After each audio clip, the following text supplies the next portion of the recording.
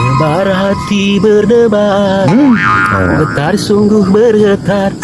Sungguh ku malu, malu, malu pada si Nadia. Sus. Nyanyi segala ngeunahun henteu.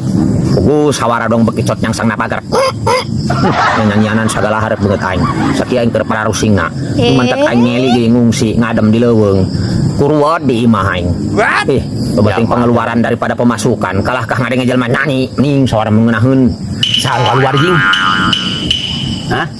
Mangkana eta jelema lamun eukeun namu ulah maka dikaluarkeun ku sorangan ari can beres mata masalah.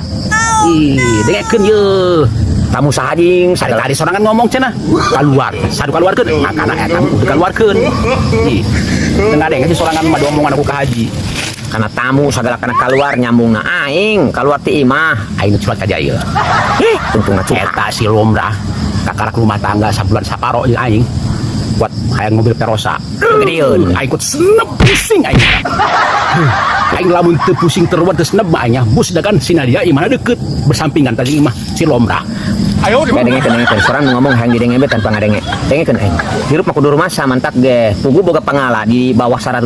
Geus segablag si Lomrah ge pamajikan hayang ngadeukeutan si Nadia sagala naon. Bae jeung si Lomrah dibere nangka di sih. Ngarang bae buang Perosa dibere nangka dia mah. Coba saceul dengekeun. Ih.